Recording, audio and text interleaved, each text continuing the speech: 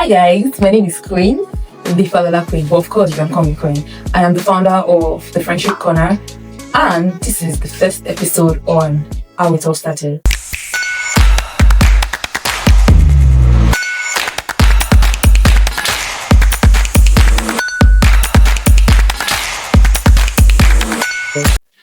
Before we go into it, go ahead and hit that subscribe button, like the video, comment, and don't forget to share. I'm waiting for you. Do it now. You know this will not start though. I'm waiting. Alright, thank you so much. As a young girl, when I was growing up, I was very shy. I was timid. My self-esteem was quite low. I cannot pinpoint where it all started from, but I knew that when I was in secondary school, it was a roller coaster. It was very difficult to navigate life, because everything was new. Poverty was eating, and the emotions were just like flying up and down, and I didn't know how to handle them. I could not tell anybody about it because I felt like I was going to be judged, and nobody liked that. So yes, and I think this is common with people who had gone through trauma or any kind of pain. It's quite difficult to tell out your pain, and maybe when you don't tell it out, people don't give the attention that they are supposed to give or that you are expecting. I was abused by several people: my neighbor, my cousin, my seatmates. Like I said in my introduction video, it started with my seatmates when I was in nursery school, which is the Ed State school. And if you have not seen the episode, please rush there and go and see it. Okay? Thanks. And after the experience, I go home. I could not tell my parents about it. Usually, you would expect a 2 or 3 year old to come home and yell over what happened in school. But for some reasons, I could not bring myself to tell my parents about it until it escalated and I had to change schools. And my nursery school, my elementary school days were very smooth, you could say. But I used to feel neglected, probably because I'm the last one. I don't know. I would feel like maybe my parents don't love me enough, maybe my sisters don't talk to me enough. All of this were just adding up, and I was just I don't talk to anybody. I just like being on my own. Little did I know that was going to affect me later, because this life that we are in, you cannot do it alone. Obviously, you need people around you, right? I found it difficult to make friends. I found it difficult to love people platonically, even relationship-wise. I just find it very difficult to navigate these relationships, emotional pain.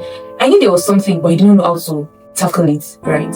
I wanted to, get active in the world, go partying, get wild and all those things. But something would always hold me down. I don't know what it was. It was very, very tiny, like a very tiny piece of rope. When the first experience happened, the second experience happened, it was with a neighbor. I think I was about 5. We were playing hide and seek, and there was just a lot of touching. I didn't want to go into the graphic detail, but the second experience happened.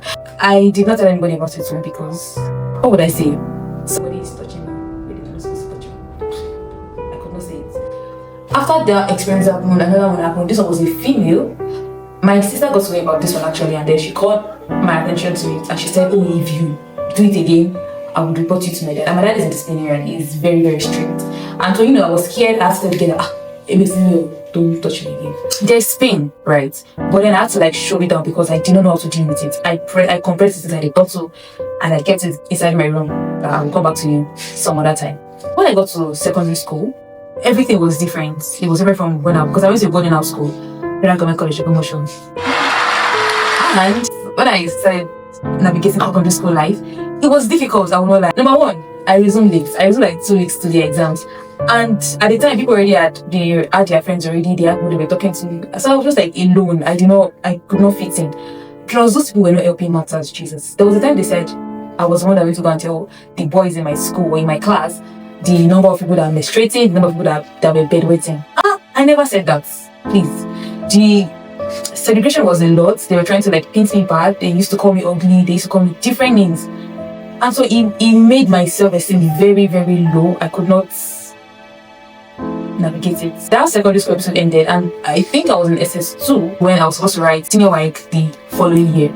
And then my daddy said, well, after I go to a coaching class during the summer break, that I should just so that it could help my JAMB and my WAEC, so that I can pass.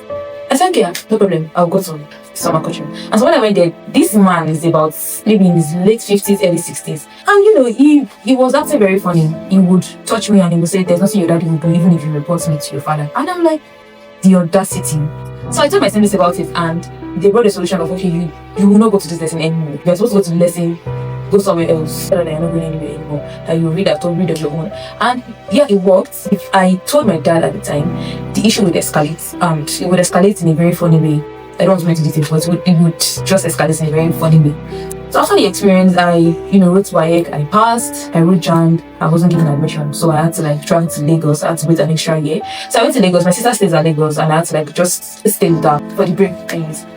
And when I was there, I went to another coaching lesson so that I could pass JAMB. And my seatmate was also doing the same thing. I felt like, boya, they have caused me. Abi, my family members are following me. I'm not sure. But I know that there was something. These patterns were getting a lot. I can't be having experiences like this. Almost everywhere I'm going to, almost every part of my life was full with abuse. Why? And so you can imagine what it was like for me. It was like hell. Because literally it was. I remember I would always cry after everything happened. I could not find answers. I was looking for answers. I didn't even know where to find the answers. That's one obstacle that I was tackling. So this is a summary of everything that's happened. If I want to go into the graphic details, I feel like I'm going to cry. Or if I go deeper than this, I feel like I'm going to cry. And so I'm just going to end it here so that we don't get here, so we don't get too emotional. I knew there was something I needed to like let go of, but I don't know what it was. I felt like there was something always holding me down. I would always like have one or two obstacles that I need to like let go of, and I would always find there was always something to always tackle. And when I deal with the surface level obstacle, there would always be something, and that's because I've not like dealt with it from the root. So when I entered uni, my 100 level days, I went wild. I would say like wild in quotes, not like I was partying or I was just like in the water directly, but there was something like I was just tired of life. I wanted to be like, you know what, I'm going to do whatever it is, maybe feel this desire that is coming newly to me. I'm just like going to go wild about it. I was still feeling out of place. I did not know how to navigate this life yet. I was still feeling like maybe I was too young, but I knew that there was something missing in my life. Something was just not there. Something was just not happening. And at the time, I had like a situationship with a boy. To be honest, it was the wrongest thing I should have done at the moment. A lot happened in that middle. I did things I wasn't supposed to do. It wasn't feeling right. I felt like that life that I was living was not the right thing for me. I think I went to a party once, but I could not find purpose inside it. That life was not just eating. I went to a party, I think I tried alcohol once. Did not feel like it. The only thing I did not try was smoking, and I wish I did. But sorry, that did not come out right. Not like I wish I did, but it wasn't part of what I did at the time. And the reason why I did not do this smoking thing was way back when I was in secondary school, we used to like do these hangouts. So I schooled at Ogumosho, right? And I live in Ilorin. So we would have this hangouts with the boys in Federal Government College Ilorin and the ladies in there. And so I was just like the only person that I used to go for this hangout sort of thing. And when they go for the hangouts, the guys would smoke shisha, smoke this, drink alcohol, do everything. But they never allowed me to do that. I was just like, why are you guys hiding? They said, no, if you smoke it, you're going to get high and nobody will carry you home. This is that. I was always following them everywhere they would go. If there's any hangouts and the party, I would go to their house. I just wanted to be in this life. Like I wanted to be the happening bee. But these boys, they will not allow me to drink tea. Even though they know it's to give me the alcohol, they'll buy me chili and say that's what you should drink. You should not be taking this and all that thing. And so this party that I even went to, it cost a lot. It cost half when we resumed. They said, oh, I gave a boy a lap dance. They said I was hugging somebody that was in a relationship. I sat on the guy's leg.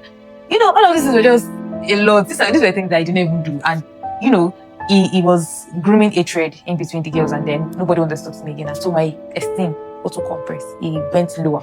What nobody knew then, because if you see me outside, I will smile. I will always laugh. No matter what I go through, I will laugh, I will smile. Because I don't want you to know. I don't want you to ask me, oh, what's going on? I don't like being the center of attraction.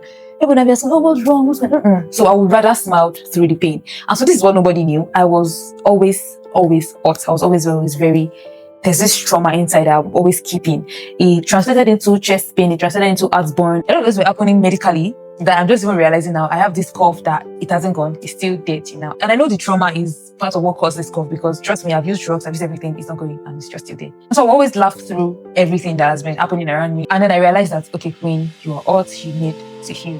Now, how did I heal? You would want to ask me. I'll tell you in my next video. And don't forget to like the video, subscribe, drop a comment, and share this video. Alright, I'll see you in my next video. Bye.